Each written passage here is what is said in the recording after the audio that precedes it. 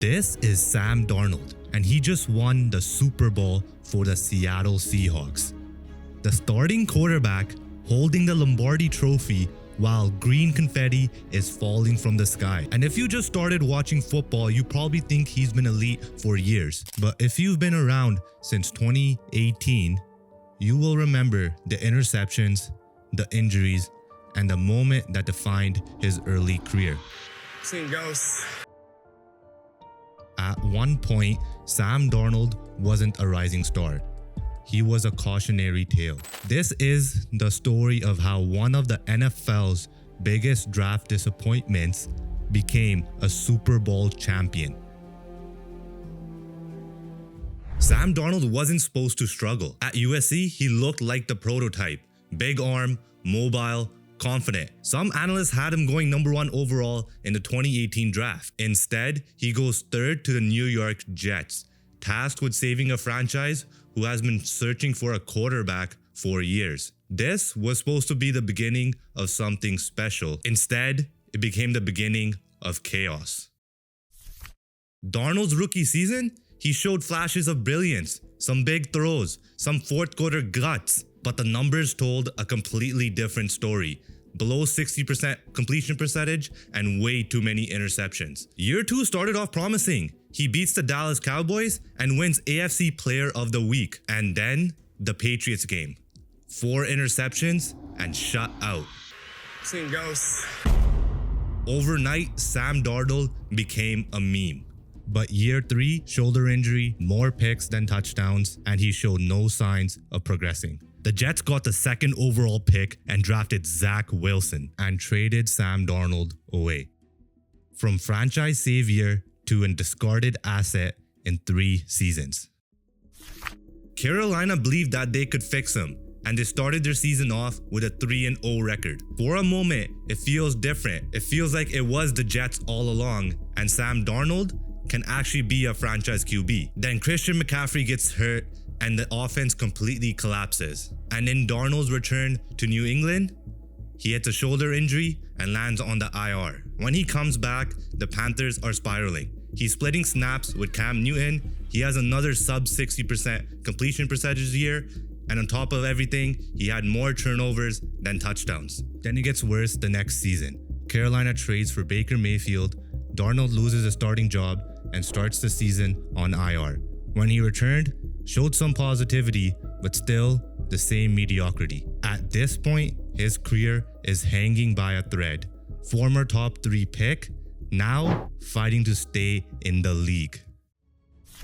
This is where most quarterbacks either disappear or grow up. Sam Darnold chose growth. He signs with the 49ers as a backup, no ego, and no guarantees. He studies Kyle Shanahan, learns timing, footwork, and processing. And in this season, the 49ers actually make it to the Super Bowl, but lose in overtime. But for Darnold, this is the turning point. For the first time in his career, he was surrounded by stability, coaching, and structure. And he learns how winning football actually works. After the 49ers, Minnesota gives him a shot. Kirk Cousins leaves, and he has Kevin O'Connell, who is one of the best QB developers, along with Justin Jefferson, Jordan Addison, TJ Hawkinson, Aaron Jones, and a great defense. But they draft JJ McCarthy, meaning Sam Darnold once again has to compete for a starting job. However, in the preseason, JJ McCarthy tears his meniscus, and Sam Darnold is QB1 for the Vikings. There's no excuses now. He has got everything he needs as a starter. The weapons, the defense, and a stable franchise. But the question is, can he use all that knowledge he learned from the 49ers and execute? Or is he truly the quarterback he was with the Jets and Panthers? And he answers that question and passes with flying colors. 14 wins, 66% completion percentage, 35 touchdowns, Pro Bowler, first playoff appearance of his career as a starter. For the first time, he doesn't look like the guy seeing ghosts. He looks composed, in control, and confident. But in the playoffs, the ghosts were back.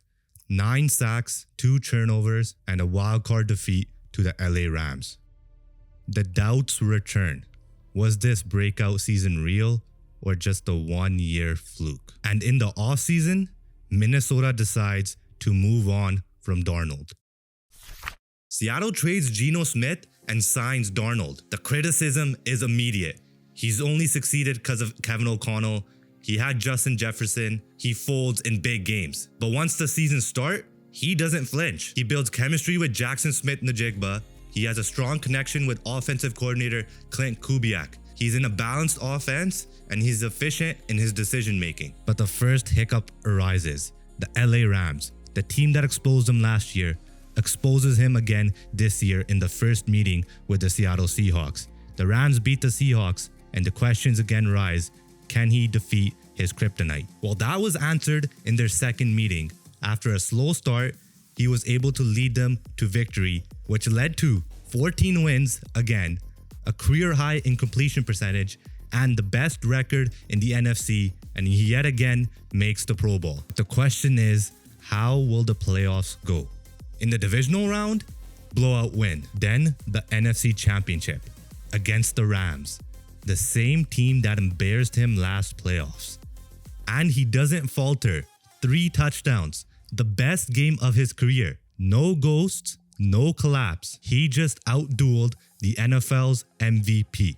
In the Super Bowl, he doesn't need to be heroic. He just needs to be steady.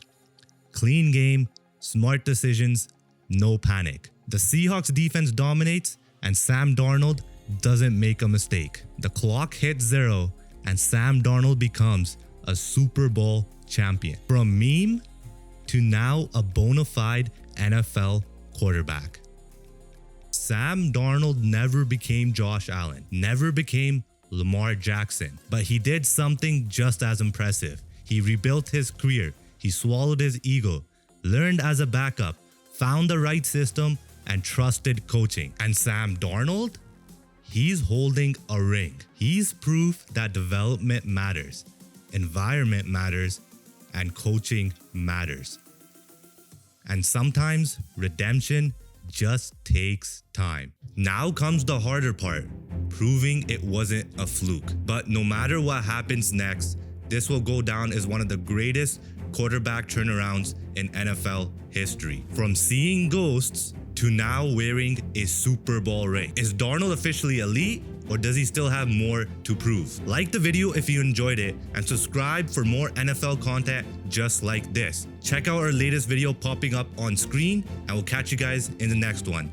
Peace.